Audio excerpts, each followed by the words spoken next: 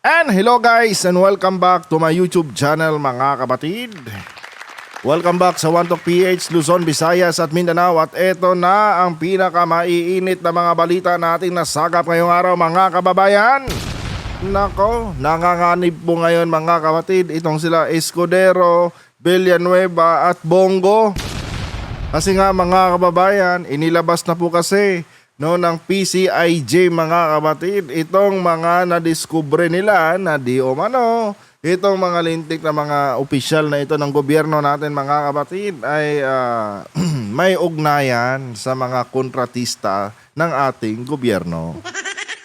At mahigpit po na ipinagbabawal yan mga kababayan sa batas ng Pilipinas na kung saan kapag ikaw ay isang kontraktor at may ugnayan ka sa mga politiko na nakaupo ngayon sa gobyerno, bawal na bawal kayong makakuha ng kontrata o anumang proyekto ng ating gobyerno. Kasi nga, merong tinatawag na conflict of interest. Ngayon mga kapatid, nagbitaw na po ang COMELEC mga kababayan na kung sakali mang mapatunayan itong tatlong itlog na ito, si Escudero, si Villanueva, si Bongo, kapag napatunayan mga kapatid na meron silang ugnayan dito sa mga sinasabing mga kontraktor mga kapatid ay siguradong masisibak sila sa kanilang mga pwesto. At sa iba pang mga balita mga kababayan, ito grabe mga kapatid. Nako, Mike Abe mga kababayan, ibinulgar po itong masangsang na amoy na nakatago mga kapatid sa ilalim ng opisina ng PCO.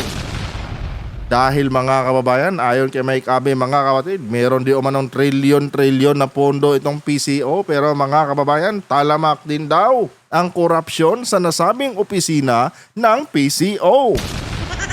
Inay ko po, kaliwat kanan na ang korupsyon mga kapatid. Hindi lang pala sa DPWH may bilyones o trilyones na nakawan. Pati pala sa opisina ng PCO mga kababayan, may nakawan din. PBBM, ano ba? Ano bang dapat gawin natin dito? Siguro panahon na para sibakin mo na lahat, lahat ng mga korap na empleyado ng iyong administrasyon. Yan po ang pinakamagandang gawin ng ating presidente mga kababayan, ang sipain, sibakin at ikulong ito mga hinayupak na mga magnanakaw sa kaban ng bayan. Pero bago tayo magpatuloy mga kabatid, huwag niyo po sanang kalimutan na i-like ang ating video ngayon para i-share pa ni YouTube sa iba pang hindi pa nakakapanood. So ito guys, panoorin muna natin ang balitang ito at bigyan po natin ng ating personal na opinion at reaksyon.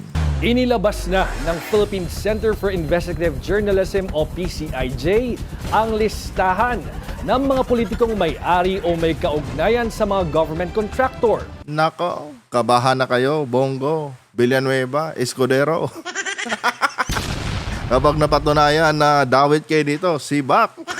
Sibak kayo nang wala sa oras, sigurado yan. Ang tanong ngayon ng publiko, may paparusahan kaya kung kapwa politiko ang nag-iimbestiga? Diba mga kapatid? Yan talaga ang tanong ng majority ng mga Pilipino. Mapaparusahan kaya itong mga hinayupak na ito? Kung sila naman ang kumbaga, sila yung nag-iimbestiga di umano sa nangyayaring korupsyon. Dito tayo nalalabuan mga kababayan, kung kaya tayo mismo ang inyong lingkod po mga kapatid, ay pabor po na ilabas sa Senado ang investigasyon dito sa malawakang korupsyon na nangyari sa DPWH, particular dito sa issue ng flood control. Dapat ilabas talaga yan sa Senado at sa lower house mga kapatid at bumuo ng third party commission na mag-iimbestiga dito. Dahil yung mga nag-iimbestiga ngayon mga kapatid ay mga sangkot din. Diyos ko po, paano natin makakamit ang hustisya kung mismong investigador dawit sa nasabing korupsyon? Tuloy! Ang detalye sa agenda report ni Joash Malimba. Gusto ka nga naming tanungin, Kanya-kanyang pagdinig ng Senado at Kamara sa flood control scandal. Pero sa ulat ng PCIJ, Kanya-kanyang pagdinig o kanya-kanyang grandstanding? Diba? Hindi naman matatawag na pagdinig yan eh. Kasi kanya-kanya naman silang bida-bida dyan eh.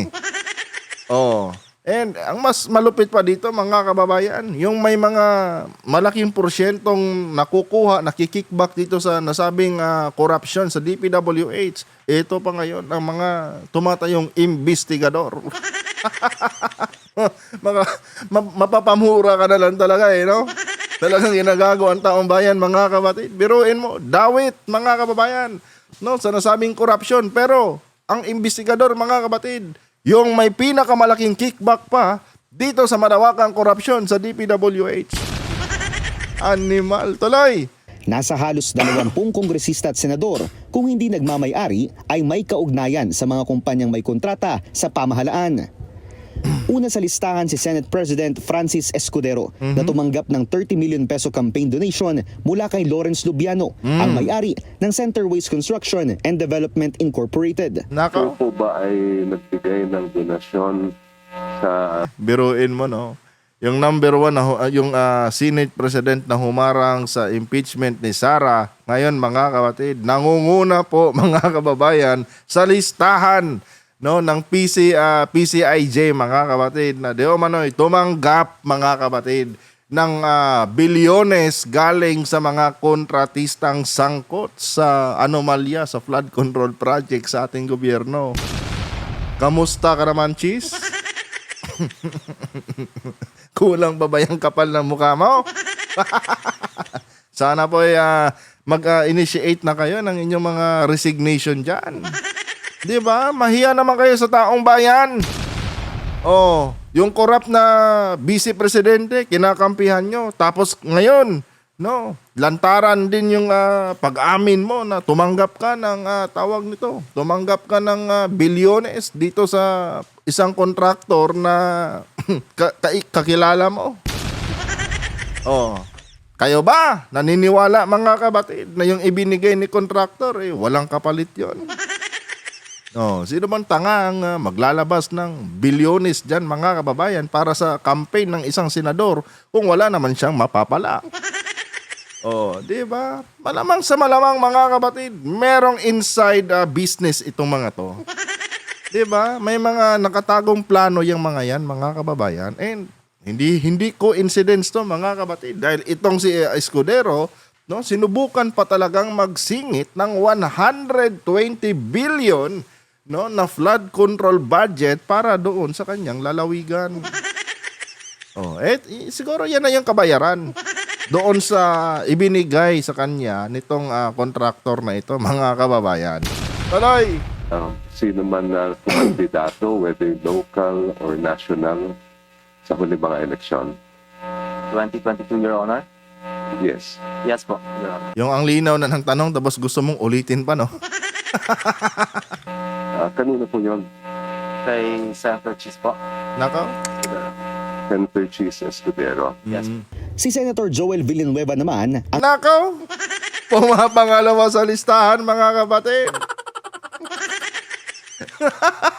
Magpa-file daw ng kaso yan. Pero pumapangalawa sa listahan. Lalay. kontratistang New San Jose Builders Incorporated ang top donor sa kanyang 2022 campaign. Nako. Ay, nako mga kababayan, galit-galitan, magpapile ng kaso dahil fake news daw. Pero ano to, Senator?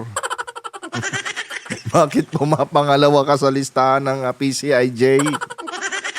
Oh, sabihin mo na naman fake news to, ha? Nagpapakalat na naman ng fake news. Oh. Biruin nyo mga kapatid, mga lawmakers sila mga kababayan, mga mambabatas.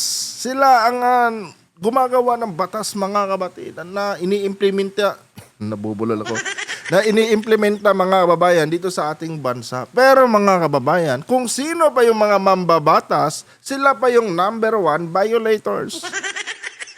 Oh, napakalinaw sa nakasaad sa konstitusyon ng Pilipinas na bawal kayong malink sa mga tawag dito sa mga contractor or whatsoever dyan na nangungontrata sa gobyerno dahil merong tinatawag na conflict of interest.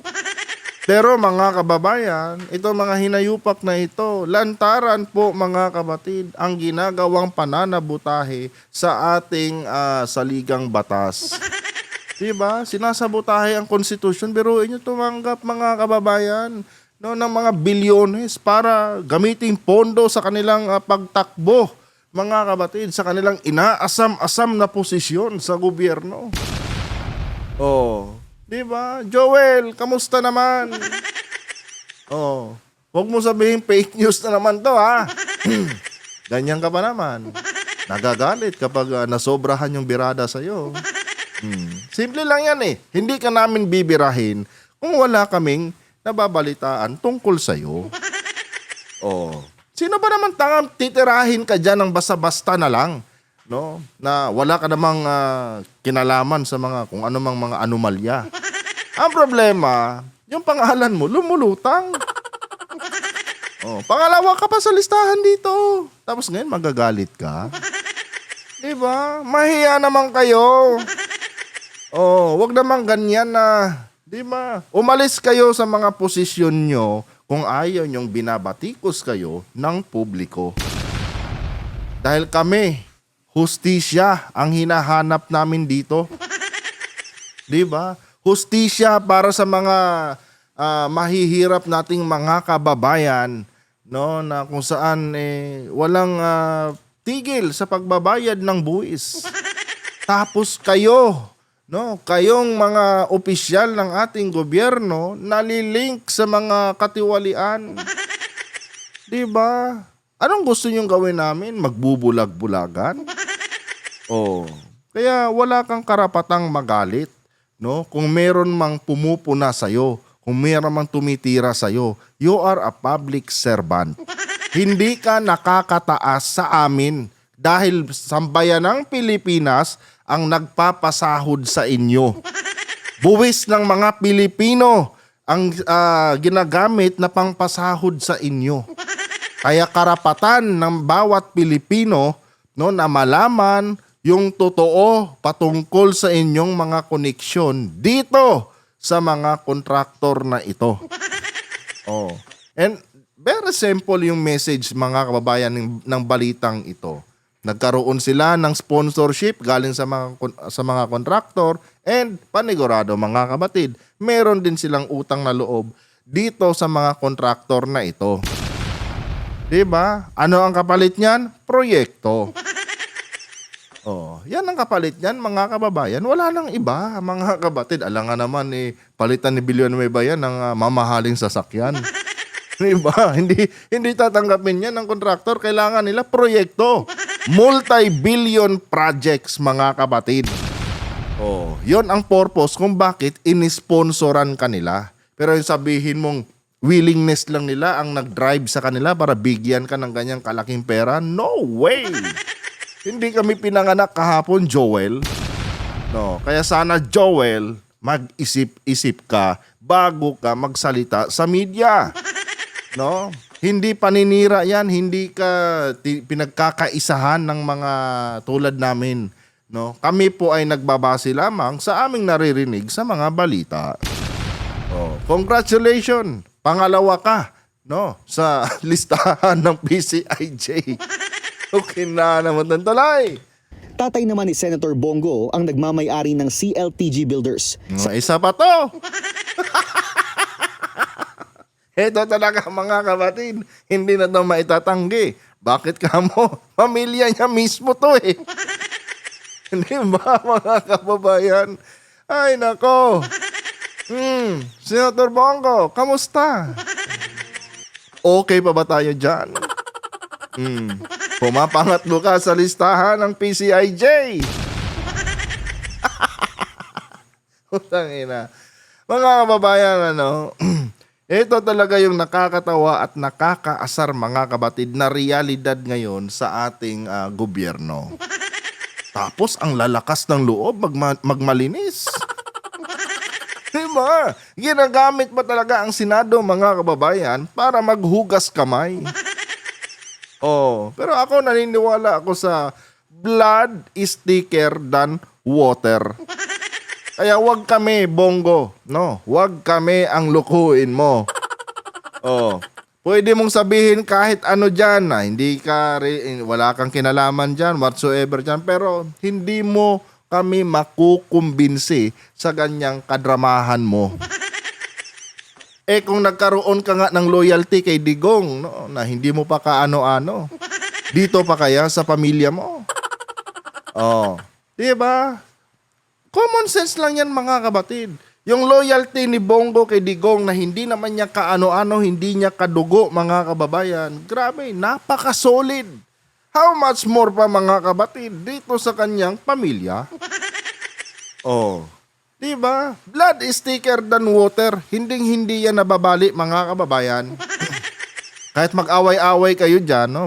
At the end of the days, mga kabatid, kayo-kayo pa rin, no, ang magkakampihan dyan. At napaka-solid ng kakampi ng magulang mo, dahil senador. Senador niyang anak na si Bongo. Samantalang half-brother niya ang nagmamay-ari ng Alfrego Builders and Supply. Ah. Sa datos ng DPWH, Ito na. nakakubra ang CLTG Builders ng 42 infra projects sa Davao Region mula 2016 hanggang 2018. Biruin nyo, 3.6 billion. Diyos ko po. Ano na yan? Senator? Senator Lawrence Bongo. Mr. Malasakit. Kamusta na? Yung 3.6 billion na nakuhang proyekto ng iyong kapatid. Okay ba? Quality ba yung gawa? Wala bang tagas? Nako po. Kapatid pa lang niya yan, mga kababayan, ha? Ito, ang sumunod, mga kapatid, tignan nyo kung gaano kalaki yung nakuha naman ng kanyang ama. Na nagkakahalaga ng 3.6 billion pesos. Nako. Ang Alfrego naman may Eto na. 46 projects na nahawakan sa Davao Region mula 2.6 billion. 2.6 billion, mga kababayan. Hindi pa yata kasali dito, no, yung around 47 billion, mga kabatid, na nakuhang proyekto ng kanyang ama under Duterte administration. Diba, mga kababayan? Yan po, mga kabatid, ang ating pinakamamahal na senator na si Mr. Malasakit, no, Senator Bongo. Pucha, sasabihin mo, wala kang kinalaman dito. Sinong niloloko mo, Senator? No? Hindi naman kami katulad ng mga supporters ng mga DD shit na makikitid ang utak. Di ba? Wag kami, Senator Bongo. Deny all you want, no? Kahit ubusin mo pa yung termino mo dyan sa Senado sa kaka-deny, pero hindi mo kami makukumbinsi sa mga ganyang estilo mo. Booking ka na eh. No, booking ka na. Kaya advance, no? Advance na advance ang paghuhugas kamay mo. Mahiya naman kayo. 'Di ba? Mahiya naman kayo. Ginagamit nilang front, no, yung mga pagtulong-tulong ninyo. Pero grabe, ang kapalit, bilyones. Bilyones, mga kababayan. Biruin nyo. No? Magkano lang ba puhunan ni Bongo dyan sa mga tulong-tulong niya? Sa tingin ko, wala pa yatang 100,000 yan eh. Ay, 100,000. 100 million eh. No? Pero mga kabatid, eto naman ang pinalit. Diba? Typical na sistema ng tulong-tulong content, mga kababayan. No? Ginagamit yung taong bayan, no, sa kanilang propaganda, and yet, mga kabatid, yung mga sikretong balik niyan, nandyan lang sa ilalim ng lamesa ni Bongo. Eto, bilyones, mga kababayan, yung kontrata. Napakagaling. Quality yung diskarte, mga kabatid. Tuloy! mula 2016 hanggang 2024. Naaabot sa 2.6 billion pesos ang halaga. At ulitin ko, for the 9th time, I have nothing to do with the business of my family. Ulol! Napakalaki mong ulol. Ina mo. Di ba, mga kapatid? Sino ang niloloko ng animal na ito? Do you think, Bongo, maloloko mo kami sa mga ganyan-ganyan mo? Okay na mo ka. Di ba? Kami ba? No, kami ba ang gusto mong lokohin? No way, no way. Hindi mo kami mapapaikot sa ganyan drama mo. Siguro sa mga supporters nyo, no? Diyan sa mga DDS, maniniwala sila sa inyo. O, syempre, iisa ang budhi nyo. And alam naman natin na pagka sinabi mong supporters ni Tatay Digong nyo, mga kapatid, talagang walang utak. Literal, mga kababayan, ng mga walang utak. Pero tayo, mga kapatid, no? Tayo po, nakikita natin yung katotohanan. Oh, eto, lantarang kasinungalingan, mga kababayan.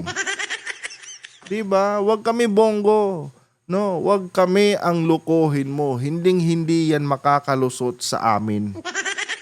Siguro doon sa 25 million na bumoto sa iyo noong nakaraang eleksyon, makakalusot siguro yan. No, yung mga bulag yun eh. Diba? Mga bulag sa katotohanan yun. Pero the rest, mga kapatid, ng taong bayan, kasi 100 million plus tayo eh. And 25 million lang yung nakuha niyang boto. No? So, ibig sabihin yung 100 million na natira, mga kapatid, out of 130 million, kung hindi ako nagkakamali sa bilang, no, ng total population ng ating bansa, hindi niya maluloko.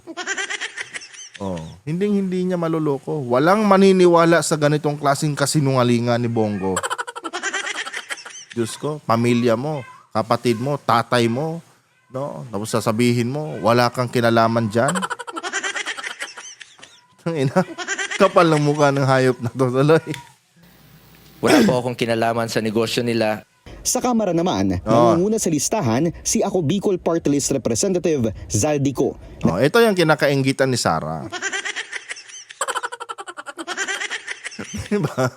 Ito yung ibinulgar ni Sara, mga kapatid, na kung saan totoo naman. No? Totoo naman. Commended naman natin doon si BP Sara dahil totoo naman corrupt talaga ito. Biruin mo, siya, no, co-founder ng ano ba 'yan, nitong Sunwest na construction na company. Tapos kapatid niya, co-founder din. Oh, tapos meron pa silang anong tawag doon, Nepo babies. Na ang yabang-yabang. Okay na yan mo, akala mo kung sino makapagyabang. No? May pa-flex pa doon sa eroplano, akala mo pinaghirapan yung pera. Yun pala, mga kapatid, galing pala sa nakaw. Inay ko po. Diba? From Senate hanggang sa House of the Representatives. Corrupt! Diyos ko! Eto na ba, mga kapatid? Ang evolusyon ng korupsyon? Oh, ngayon, mga kababayan, lubog ang Pilipinas sa utang. No, bakit kamo? Kasi yung mga proyekto na yan, mga kapatid, mamumuhunan na naman uli ang gobyerno natin dyan para i-repair yan. Saan kukunin yan? Sa utang. Pero kung titignan nyo, yung tawag ito, yung buong picture na ito, mga kababayan, this is a form of destabilization, no, sa Marcos government. Kasi, dahil nasabi ko sa inyo, kasiraan po ito ng Presidente Marcos. Bakit kamo? Nangyari kasi itong corruption na ito, itong malawakang corruption na ito, nangyari po under his administration. Oh. Regardless kung noon pa to nagsimula, mga kapatid, pero nabulgar ito sa administrasyon ni PBBM. Kaya ang mga tanga-tangang mga Pilipino, isisisi talaga kay Marcos yan. Oh, di ba? Ito, mga kapatid, napakasimple lang pong i-analyze nito. Lahat ng ito, no, ay parte po ng destabilization sa Marcos government. No, kasali na to. Lahat ng involved dito sa issue na ito, no, pasikretong dinidestabilize ang gobyerno ni PBBM. Kasi naniniwala sila na hindi sila makukulong under sa administrasyon ni PBBM. Bakit kamo? Syempre, mga kababayan, pinsan ni PBBM, isa din eh. Oh, 'di ba? Kaya ako nagtitiwala lang talaga ako sa presidente. Wala akong ibang tinitingala ngayon. Presidente lang. Dahil yung mga kaalyado niya, yung mga kamag-anak niya, kapatid niya, pinsan niya, sangkot. Sangkot sa iba't ibang katiwalian. Sangkot sa iba't ibang katarantaduhan, mga kapatid. Kaya ako, ang nilulook forward ko na lang is yung presidente natin. 'Di ba? And napakaganda din naman ang ginawa ng Presidente Marcos, no? Kahit alam niyang magiging mancha ito sa kanyang administrasyon, tinuloy pa rin niya ang pagbulgar dito sa mga corrupt na mga hinayupak na mga politiko na ito. Diyan pa lang, mga kababayan, commended ko na si PBBM. No, dahil hindi siya natakot na baka masira itong kanyang pangalan, itong kanyang administrasyon dahil sa mga ganitong expose. At least, mga kapatid, in-expose ito ng presidente. Diyan pa lang, no, panalo na ang ating presidente Marcos, mga kapatid. Tuloy. Na siyang co-founder ng SunWest Incorporated. Kapatid din niya si Christopher Ko, na co-founder naman ng Hightone Construction and Development Corporation. At si FSco Builders and Supply Managing Officer Farida Ko. Si Magbubukid Party List Representative Ferdinand Beltran naman, mismong manager ng Third Star Builders Contractors. Si CWS Party List Representative Edwin Garjola, kamag-anak ang ilan sa shareholders ng Newington Builders, Laurel Development Corporation at S.Ang Construction and General Trading Incorporated. Grabe, puro mambabatas yung involved. Tapos yung ginigisa nila ngayon, yung mga yung mga contractor at mga taga-DPWH. Diba, mga kababayan? Napakalaking katarantaduhan talaga itong mga ginagawang investigasyon ngayon ng Blue Ribbon, no, ng Senado at ng House of the Representatives, no, kung saan ito po yung TRICOM daw kung tawagin.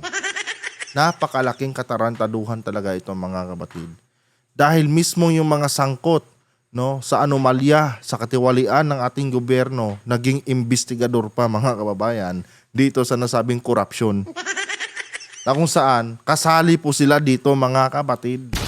At sila mismo ang may pinakamalaking kickback dito sa malawakang korupsyon na nangyari, mga kababayan, sa loob ng DPWH. Grabe, no? Napakalaking insulto nito para sa taong bayan. Ang tanong na lang dito ngayon, ito kayang mga lintik na ito, makukulong kaya ito o makakalusot? Pero ako, hula ko dito, mga kababayan, kung dyan lang sa Senado at House of the Representatives yung investigasyon, wag na kayong umasa na makukulong niyang mga hinayupak na yan. Ito, unahan ko na kayo. Hanggat hindi na ililipat yan, no, sa isang komisyon na kung saan hindi related sa tawag dito sa legislative franchise ng ating gobyerno, no, hindi po mabibigyan ng hustisya ang taong bayan. Oo, may makukulong yung mga kontraktor na napatunayang tawag nito nagnakaw at binulsa yung pondo.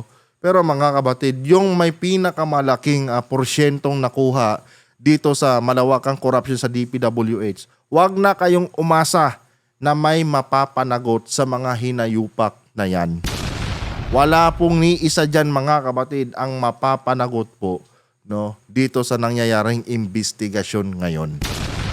Kaya sana, no, gumalaw na po ang ating presidente at simula na, no, itong investigasyon nito, yung totoong investigasyon, no, simula na po sana sa lalong madaling panahon habang may oras pa, mga kababayan.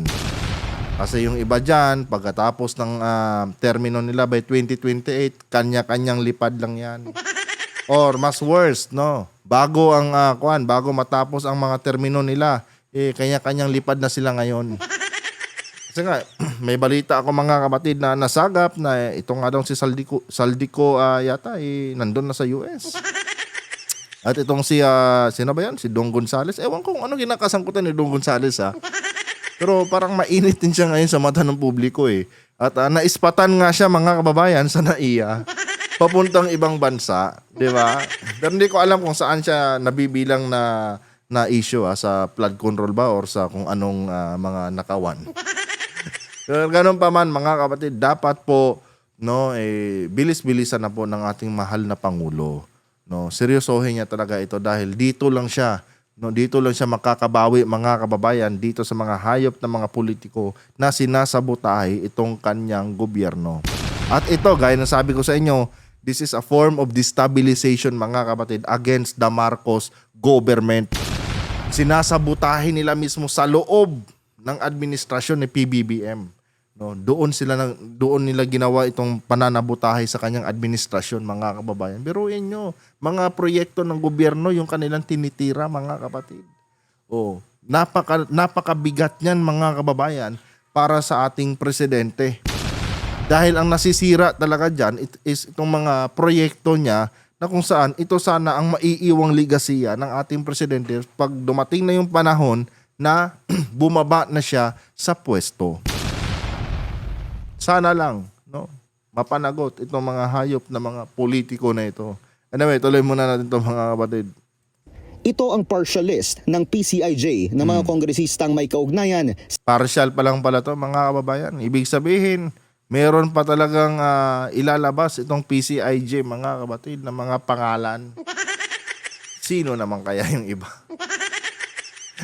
Di ba? Nakaka-excite. Abangan to, mga kapatid. Ano? Abangan natin to kung sino pa yung mga isusunod na papangalanan dito.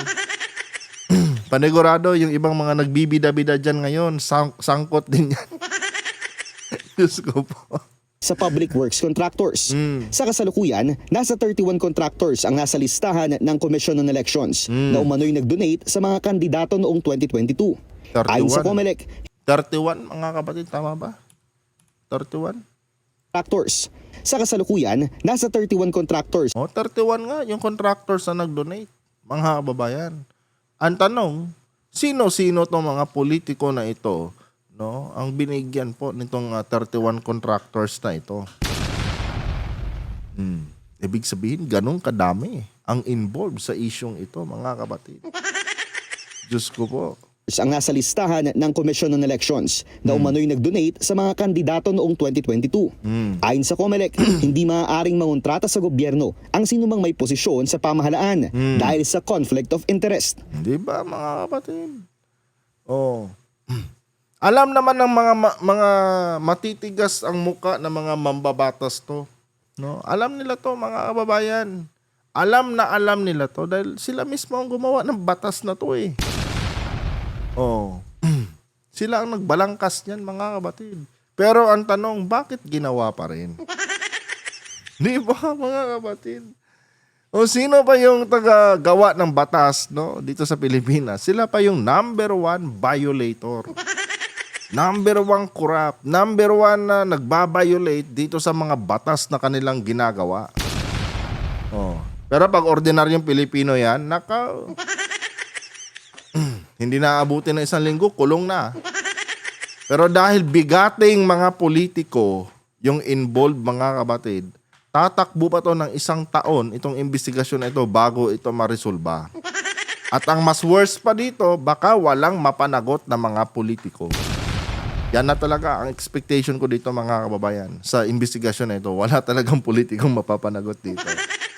Ay, nako, tuloy. Ani Chairman George Garcia, nasa kamay na ng Ombudsman at ng DILG ang pagpataw ng parusa sa mga mapatutunayan na lumalabag dito. Nakaw. Wag kami. Lalo na itong si Remulla. Nakaw. Diyos ko po. Ako, hindi na ako umaasa dito eh. No? Gaya doon sa nangyari sa impeachment, mga kapatid, hindi ko na rin talaga inasahan. Noong matiktikan ko na medyo naglabo-labo na. Oh, dito din, mga kababayan, hindi ko na rin inaasahan, no, na may magiging or may makukuhang hustisya dito ang bayan ni Juan. Malabo yan, mga kapatid. Maliban na lang kung bibigyan nila ng pagkakataon itong si Mayor Magalong. No, dahil naniniwala ako, mga kapatid, na nandoon po kay tawag nito Mayor Magalong ang mga susi, no, dito sa isyong ito. Kaya nga magpahanggang ngayon hindi nila magawa-gawang padalhan ng imbitasyon si Magalong eh. Dahil alam nilang hindi nila mapipigilan yung bunganga ni Magalong kapag nagsalita na dyan sa House of the Representatives. O, kasi nandyan halos lahat yung mga buhaya eh. No, na mga congressman, nandyan sila lahat. At I do believe na yung listahan ni Magalong is puno talaga yun ng congressman. Ay, nako. Anyway, guys, dito naman tayo, no, sa pangalawang topic natin. Ito mga kapatid, nako, akala ko sa DPWH lang talaga may malawak na korupsyon. Dito pala mga kababayan, no, sa PCO ay ganon din daw pala mga kapatid, ano. Napakalaki din daw ng corruption diyan sa loob ng Presidential Communications Office. Pero yun yung PCO na yan, ano, Presidential Communications Office. May corruption pa mga kapatid. Ibang klase na talaga mga kababayan, to the highest level na po, no, itong corruption ngayon na nangyayari sa loob ng ating bansa. Pero bago tayo magpatuloy, huwag niyo po sanang kalimutan na i-like mga kapatid ang ating video para i-share pa po ni YouTube sa iba pang hindi pa nakakapanood. So ito guys, panoorin muna natin ang balitang ito at bigyan po natin ng ating personal na opinion at reaksyon. 2 buwan matapos muling magpalit ng secretary, may gusot na naman sa Presidential Communications Office o PCO. Alamin kung bakit sa agenda report ni Ivy Reyes. Sa isang live broadcast ni People's Television anchor na si Mike Abe, ibinunyag ng veteranong aktor ang umano'y korupsyon sa loob ng PCO. Alam ba nyo dito sa PCO, Presidential Communication Office, may problema rin. Nako. Hindi ko nilalahat. Dito lang sa Channel 4 may problema rito. Walang development dito kasi para dito nagpapalit ng damit kasi ang mga manager dito eh. Every 3 months, every 4 months nagpapalit ng manager. Sa kasalukuyan, General Manager ng PTV ang dating Executive Officer ng Television and Productions Exponents of Tape Incorporated na si Maria Lourdes Choa Fagar. Hindi ko maintindihan mga kapatid, ano? Saan kaya kinukuha ng mga hinayupak na ito yung kapal ng muka, no, na meron sila? Diba, mga kababayan? Napakalapit na po ng opisina na ito sa opisina ng presidente, mga kapatid. Pero, mga kababayan, walang takot silang nangungurakot. Diba, mga kapatid? Sobrang kapal po ng mukha ng mga hinayupak na ito. Tapos, alam mo yun, may lakas pa ng loob itong mga animal na ito, no, na ibalandra yung kanilang pagkatao dyan sa publiko. Na para bang walang nangyari, mga kababayan. Pero inyo, Presidential Communications Office, no, talamak ang korupsyon. Diyos ko po, ano bang nangyayari ngayon, mga kababayan, sa ating bansa? Talagang pinagkakaisahan nilang pabagsakin itong administrasyon ni President Marcos, mga kapatid. No, minsan iniisip ko na lang na talagang itong mga bagay na ito ay pamumulitika talaga ito, mga kapatid. Meron talagang isang tao na nagmamando sa mga lintik na mga corrupt na mga politiko na ito or mga official na ito. Meron talaga, mga kababayan. No? Kasi kung titignan natin, mga kapatid, sunod-sunod eh. No? At hindi lang milyon ang ninanakaw ng mga hinayupak na ito. Bilyon hanggang trilyon pa, mga kababayan. Oh. And I do believe, mga kapatid, na hindi kayang dipahan lahat ito ng Presidente Marcos. Mag-isa lang siya. At hindi pa niya alam, mga kababayan, kung sino yung mapagkakatiwalaan niya ngayon dyan sa kanyang gabinete. Diba? Biruin nyo. Itong DPWH, no? Masyadong nagtiwala si PBBM, tapos ito ang lumabas. Oh, dahil dyan, mga kapatid, naniniwala ako na ang presidente ngayon ay parang confused, mga kababayan, kung dapat pa ba siya magtiwala dito sa kanyang mga appointees, dito sa kanyang miyembro ng gabinete o hindi na. Diba? Kawawa ang presidente Marcos, mga kababayan, dahil pangalan niya talaga ang nasisira dito ng lubusan, mga kapatid. Idagdag mo pa itong kanyang kapatid na isa din, isang anay din sa administrasyon niya. Oh, DPWH. Ngayon, PCO na naman, mga kababayan. Inay ko po, tuloy. Umupo ngayong Agosto si Choa Fagar nang palitan niya si Robert Dollar na 4 na buwan lang namuno. Kaya good morning, Secretary Dave Gomez. Sir, gumalaw-galaw ka naman. Oh, ito yung bida-bida, mga kapatid, na pumalit kay tawag nito kay sino ba yung pinalitan niya? Kasama ni Attorney Claire. Kalimutan ko yung pangalan eh. No? Na kung saan noong maupo ito, no, as secretary ng PCO, mga kababayan, nagpa-courtesy resignation agad. No?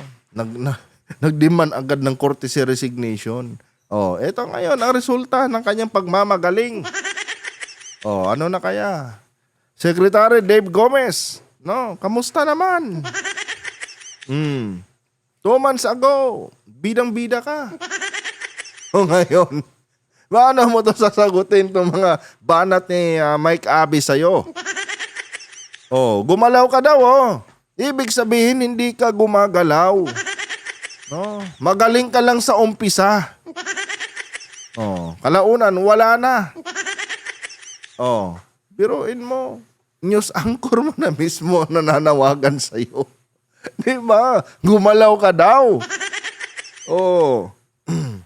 Di ba, mga kababayan? Ay, nako. Mahirap na rin talaga, mga kapatid, magtiwala sa kahit sinong mga nandyan ngayon sa ating gobyerno. Honestly, mga kababayan, kaya ako, sa presidente na lang ako nakatingin. No? Kay President BBM na lang. Siguro, dito sa iba, tulad nila Nicolas Torre, nila Gibo, Secretary of Defense natin, si Gibo. Siguro yan, mga kababayan, tinitingala ko pa rin yan, magpahanggang ngayon. Pero maliban dyan sa kanila, mga kapatid, wala na. Wala na, mga kababayan. Biruin nyo, maging sa PCO, mga kapatid, napakalapit na nito sa opisina ni PBBM. Ito yung nagko-cover yata. Mga kababayan, hindi ko nagkakamali. Ito yung nagko-cover sa lahat ng lakad ng Pangulo. Pero mga kapatid, number 1 corrupt din daw. Inay ko ba? Tuloy! Puntahan mo ang mga opisinang nasa ilalim ng PCO. Meron ding corruption yan. Nako, ibig sabihin, hindi ka alerto sa mga nangyayari sa iyong opisina, Dave Gomez? Secretary, mahiya ka naman. No? Mahiya ka naman. Kino-call out ka na, oh. Gumalaw ka naman. Hindi yung magaling ka lang sa umpisa. Tapos ngayon, no, wala na. Kailangan ka pang i-call out, no, ni Mike Abe para lang gumalaw ka. Diyos ko po. Ay nako, hagaling ka lang talaga, no, sa umpisa. Akala mo kung sino eh. Courtesy resignation. Gusto niyang palitan lahat yung mga iniwan ni sino ba yun? Ni Ruiz. No, si Attorney Claire Castro, muntikan pa. Muntikan pang madali, mga kababayan. Nitong ni Dave Gomez. Tapos ngayon, eto na, umaalingasaw na yung kapabayaan mo. Oh, kino-call out ka na ngayon ni Mike Abe. Mahiya ka naman, Secretary. No? Pangatawanan mo yung posisyon mo. Di ba? Hindi yung, Diyos ko, kailangan pang i-mention yung pangalan mo, live. Live to, mga kababayan, oh, nung kinol out siya ni Mike Abe. Diba? Napakalaking kahihiyan nito. Oh, libo-libong mga Pilipino ang nanonood tapos kinul out ni Mike Abe itong si Dave Gomez. Inay ko po. Tuloy! Ang magagalit, guilty. At magalit kayo, mag-guilty kayo, wala akong pakialam sa inyo. Oh, Joel, narinig mo yon. Hindi na flood control yung pinag-uusapan natin dito, pero mga kapatid, tama naman sinasabi ni Mike Abe. Oh, pag nagalit, pag nag-file ng kaso, ibig sabihin guilty. Oh, it applies to all, mga kapatid, sa kahit sinong mga opisyal ng ating gobyerno. Tama naman. Ang magalit, guilty. Oh, Senator Joel, sana naman. Oh. Yes ko po. Ang magagalit, guilty. At magalit kayo, mag-guilty kayo, wala akong pakialam sa inyo. Sobra na eh. Pagpapatunay lang po ito, mga kaibigan, na hindi lang ang DPWS ang may problema sa paggamit ng pera, paghawak ng pera, proposed project at budget every year. Maraming ahensya ng gobyerno ang may ganyang problema. Sa loob ng 3 taon ni Pangulong Bongbong Marcos, pang-5 kalihim na si Dave Gomez na sumunod kina Jay Ruiz, Cesar Chavez, Cheloy Garafil at Trixie Cruz Angeles. Nako, ibig sabihin mga kababayan, pati pala itong si Trixie. Oh. In general naman yung minention ni Mike Abe dito, mga kapatid, hindi naman siya nag-quote dito ng exact time frame, no? Ang sinabi niya dito, malawak ang korupsyon na nangyayari sa loob ng PCO. So it means, itong si Trixie din, mga kababayan. Nagtatanong lang, hindi tayo nagbibintang, no? Base dito sa tinatanong ni Mike Abe. Sa sinasabi ni Mike Abe. Oh. Hindi siya nag-quote ng time frame ng exact time frame 'Di ba? Malawak na daw ang korupsyon sa loob ng PCO. Oh. So, ibig sabihin, bago pa si Dave Gomez, nandyan na talaga. No? May mga ganyang galawan na rin sa loob ng PCO. Nako. Attorney pa naman kayo. Maraming ahensya ng gobyerno ang may ganyang problema. Sa loob ng 3 taon ni Pangulong Bongbong Marcos, pang-5 kalihim na si Dave Gomez na sumunod kina Jay Ruiz, Cesar Chavez, Cheloy Garafil at Trixie Cruz Angeles. Ayon kay Abe, hindi maayos ang gusali at maintenance ng istasyon. Ako naniniwala talaga ako mga kapatid. Malawakang sabotage talaga ito sa administrasyon ni PBBM. Kunan na lang natin ng example, itong kanyang mga kaalyado dati, itong kanyang mga pinagkakatiwalaan tulad ni Trixie Angeles, tapos sino ba yan? Yung isang abogado? Kalimutan ko na, hindi kasi popular No, itong yung sino yan, yung tumakbong senador, 'di ba? Kung titignan niyo mga kababayan, lahat 'yun biglang bumaliktad sa presidente. Ito talaga, naniniwala ako, meron tao, ma-impluwensyang tao na nasa likod nito mga kapatid. Kaya nagkanda letse-letse itong administrasyon ngayon ni PBBM. No? Kaya ang nakikita kong alas talaga ng Pangulo dito talaga, pangunahan niya ang pagpapakulong dito sa mga hinayupak na mga corrupt na mga opisyal na ito, empleyado ng kanyang administrasyon. Pangunahan ng presidente yan mga kapatid. Siya na mismo. Diyan pa lang bawing-bawi na ang presidente Marcos mga kababayan sa pananabutahe nito mga hinayupak na ito. Oh. Sana lang marinig tayo ng ating mahal na Pangulo dahil siyempre nakakasama ng loob mga kapatid na 'di ba? Ginagalingan ng ating presidente yung kanyang pagtatrabaho. Biruin mo sa ka nakakita sa ilalim ng isang administrasyon ng isang presidente. Yung vice presidente na dapat humahalili sa presidente kapag masyado nang busy sa ginagawa niya sa kanyang posisyon bilang bilang pangulo. Saan ka nakakita mga kapatid na imbis na makipagtulungan ang isang vice presidente sa kanyang presidente, ito pa ang tumitira sa kanyang presidente. At ngayon, wala man lang ni isang tulong na naiambag itong ating vice presidente kay President BBM. Sa halip na tumulong, pagala-gala sa ibang bansa, sabay magbibitaw ng paninira sa administrasyon. Diba? Diyos ko. Ewan ko ba mga kababayan, bakit nagkaganito po yung ating bansa ngayon? Minalas-malas. Diyos ko po. And ito may hula ako dito mga kapatid na nasa likod ng malawakang destabilization na ito ng ating dito sa administrasyon ni PBBM. Naniniwala ako mga kababayan na lahat ng ito kagagawan po ito ng China. Kagagawan nito ng China mga kapatid. Dahil yun naman talaga na huwag natin kalimutan mga kababayan na lahat ng mga bagay na ito, parte lang ito ng propaganda ng bansang China. Akala nyo hindi malilink dito ang China mga kapatid. Ito dito pa lang sa pagtulong nila or dito sa ginagawa ng pag-funds mga babayan sa mga tiwaling opisyal ng ating gobyerno para masira ang administrasyon ni PBBM. Yan po mga kapatid, pwede na pong gamitin ng China yan para mapabagsak niya ang Pilipinas. Yan ang paniniwala ko, mga kababayan. Lahat ng mga bagay na ito na nangyayari sa ating bansa, may kinalaman dito ang bansang China. Gusto nilang pabagsakin yung ating gobyerno dahil pinagkakainteresan nila ang bansang Pilipinas eh. No, yung si Sara, pag-expose niya kay Saldico, no, na kung saan corrupt. Doon pa lang, mga kababayan, naka-create na si Sara ng friction, mga kapatid, no, dito sa pagitan ng administrasyon ni PBBM at dito sa mga Duterte. Naka-create na siya, mga kababayan. Nakakuha na siya ng atensyon, no, na kung saan naging sentro talaga din ng taong bayan yung kanyang mga revelasyon. 'Di ba? So, kung titignan nyo, yung kung lalaliman nyo at i-analyze nyo, ang resulta nitong mga ganitong revelasyon ni Sara is kaguluhan talaga sa ating bansa. Kasi dahil dyan sa mga yan, lalo na't nakumpirma ngayon na totoo yung sinabi niya, no, na corrupt itong si Saldico.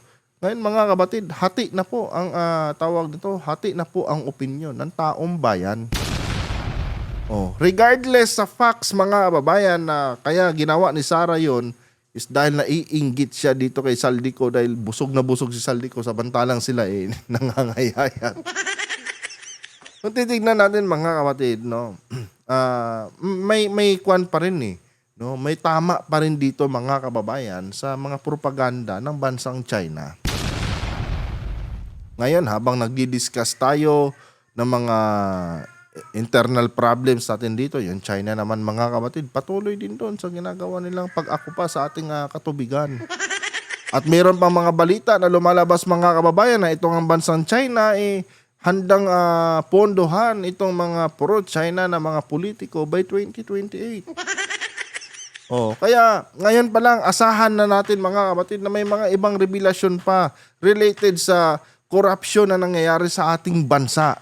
Diba? Kasi ang gusto kasi ng China, mga kababayan, kung bakit pinupunduhan nila ito, gusto kasi nilang ipakita, no, sa mga kaalyadong bansa ng Pilipinas na walang kwenta ang bansa natin dahil puro corrupt yung mga namumuno dito. At dahil dyan, mga kabatid, maaari pong masira ang kredibilidad ng ating presidente. No? Bababa ang pagtingin ng mga dayuhang bansa, dito mga kaalyadong bansa natin, dito sa ating presidente. Dahil syempre, mga kababayan, pag laganap ang korupsyon, no, sa loob ng administrasyon ng isang presidente, mga kapatid, ibig sabihin lang yan, hindi siya effective na presidente. Ngayon sa panahon ngayon, mga kabatid, sa kalagayan ngayon ni PBBM, ito sad to say, mga kapatid, pero ito po talaga ang nakikita kong realidad ngayon. Sad to say, mga kababayan, hindi po talaga kayang dipahan ito ni PBBM ngayon na mag-isa. 'Di ba? Kailangan talaga niya, mga kababayan, ng tulong tulad nila Mayor Magalong, na kung saan handa din po, mga kabatid, na ituwid, no, itong nangyayari ngayon sa ating bansa. Dapat, no, si President BBM, wag lang siyang mag-rely, mga kababayan, dito sa kanyang mga political allies, dahil yung mga political allies niya ngayon, mga kapatid, isa din yan sa nagpapabagsak sa kanyang administrasyon. Kaya dapat ang Pangulo i-consider din niya itong mga nagmamagandang loob ngayon, no, sa kanyang administrasyon na willing tumulong, mga kababayan. No? Dahil nakikita ko, ang Pangulo, mga kapatid, wala na siyang halos mapagkakatiwalaan ngayon dyan sa loob ng kanyang gabinete. Anytime soon, pwedeng sumabog, mga kababayan, yung mga korupsyon, no? Yung mga issue na kinakasangkutan itong miyembro ng kanyang gabinete. Ito pa nga lang, PCO, mga kabatid. Biruin nyo yan. No? Presidential Communications Office, mga kababayan. May corruption din. Di ba? Yan yung realidad, mga kabatid, na nangyayari ngayon sa ating bansa. And naniniwala ako na behind all these things, mga kababayan, may partisipasyon dito ang bansang China. Kasi ang gusto talaga ng China, mga kapatid, magkagulo tayo dito sa loob ng ating bansa. Kasi pag nangyari yan, ibig sabihin, vulnerable na po, no, ang gobyerno ng Pilipinas. And pwede silang pumasok sa gitna niyan. Kayo ba, mga kababayan, naisip niyo yan? Masyado tayong nakapokus ngayon, no, sa mga internal issues natin dito. Nakalimutan natin, mga kabatid, na mayroong isang bansa dyan na gusto tayong sirain at gusto tayong sakupin. Ako, hindi nawawala sa akin yan, yung mga bagay na yan. No? Laging nasa isip ko yan, mga kababayan. Kung titignan kasi natin, parang napakalayo ng China dito sa isyong ito. Pero kung tutuusin, mga kababayan, ito talaga. No? Parte ito ng kanilang propaganda, mga kabatid. Kasi wala naman pakialam ang China kung paano i-execute yung destabilization against Marcos government na kung saan kilalang kaalyado ng bansang Amerika. Walang pakialam ang China dyan. Ang sa kanila lang, pupunduhan nila. O sige, pupunduhan namin kayo. Basta siguraduhin nyo, babagsak yung administrasyon ni Marcos para makapasok kami. Diba? Wala silang pakialam, mga kabatid, kung sino yung gagamitin nila dito ng mga kuan. O ngayon, tingnan nyo. Nagkakagulo na tayo ngayon, mga kababayan. No? Napaka-vulnerable na po ng ating bansa ngayon. No? Yung mga Pilipino, hindi alam kung magtitiwala pa ba sa gobyerno o kung ano, di ba? I mean, yun talaga ang literal na nangyayari ngayon. Kaya gaya ng sabi ko sa inyo, ang pinaka-the best na gawin ng presidente dito, panagutin niya, pangunahan niya, mga kabatid, ang pagpapanagot dito sa mga hinayupak na mga korap na politiko ng ating bansa. Yan lang po talaga ang nakikita ko, mga kababayan, para ma-redeem ni President BBM, no, sa kahihiyan itong kanyang administrasyon. Kasi nakakahiya, mga kapatid, sa totoo lang, nakakahiya. Biruin nyo, para na yung budget sa flood control, para na po yun, mga kababayan, na para magkaroon tayo ng kaunting kaginhawaan tuwing may mga bagyo, may mga may mga kalamidad. Pero, mga kapatid, yung budget, no, na para doon sa mga proyekto ng gobyerno na kung saan may malaking ginagampanan po yun sa taong bayan, ikinurap pa, mga kababayan, binulsa pa po, mga kapatid.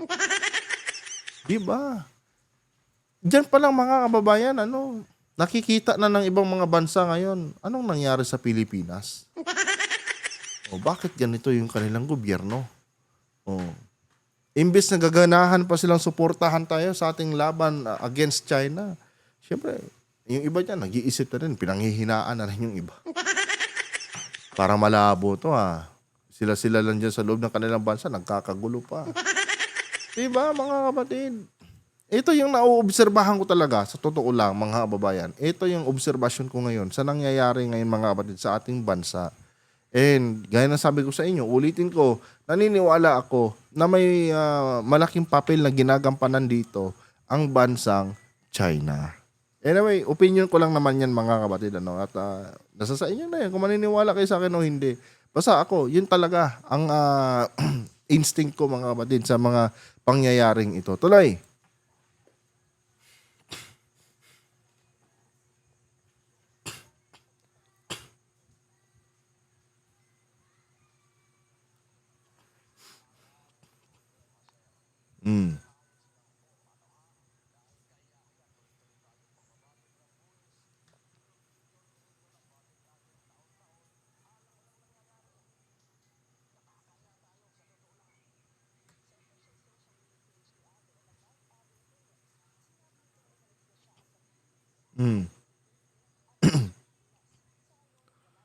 Alam nyo,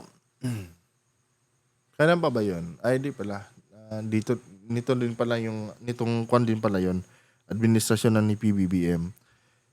Minsan na rin tong nireklamo dati ni Tulfo, mga kabatid, no, ni Senator Rapi Tulfo, doon sa isang hearing. Na-call out na niya to dati. Itong taga-PTB, na kung saan, mga kababayan, sobrang maliban sa corrupt na yung mga namumuno sa loob ng PTB4, mga kapatid, literal din, mga kababayan, no, na dugyot di umano yung tawag to opisina ng PTB. No, kung saan-saan na daw, ano ba yun? Yung mga CR, wala sa ayos, amoy ihi, amoy Di ba, mga kababayan? Noon pa man, nareklamo na rin ito ni Tulfo kasi nagtrabaho din dito yata mga kapatid noon si Rapi Tulfo bago siya napunta ng US. Kung tama yung pagkakarikul ko Oh, pwede na yung i-research din sa YouTube eh. Ngayon, si Mike Abe na naman kinall out na naman niya mga kapatid ang PCO dahil hindi na rin siguro niya talaga masikmura itong ahensya ng Presidential Communications Office. Presidential Communications Office. Pero mga kababayan, ganito po ang nangyayari ngayon. Corruption to the max, mga kapatid. Inay ko po. Tuloy.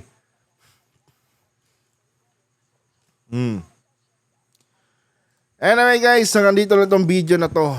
Diyos ko. Basta ako. No? Naniniwala ako, lahat ng mga nangyayari ngayon sa loob ng ating bansa, mga kapatid, may kinalaman po dito ang bansang China. Kasi simple lang, ulitin ko, simple lang naman ang goal ng China. Magkaroon ng, tawag nito, magkaroon ng hindi pagkakaintindihan ang gobyerno ng Pilipinas at ang kanyang mga nasasakupan, itong kanyang mga constituents. Gusto nilang sirain ang tiwala ng taong bayan sa gobyerno ng Pilipinas. Yun talaga ang pinaka number 1 na tawag nito, goal ng China. And dahil sa nangyayaring ito mga kapatid, masasabi natin na parang nagkakatotoo na itong mga hangarin ng China. Diba? Sa 2028, mas magiging worst pa yan dahil according doon sa balita, willing magpondo ang China mga kababayan dito sa kanilang mga kaalyadong politiko sa loob ng ating bansa. Kung nagustuhan nyo po ang ating content ngayon mga kapatid, yung ating talakayan ngayon, huwag nyo po sana kalimutan na i-like ang ating video para i-share pa po ni YouTube sa iba pang hindi pa nakakapanood. At mag-iwan na rin kayo dyan mga kababayan ng inyong mga personal na opinion. Hanggang dito na lang. Adios.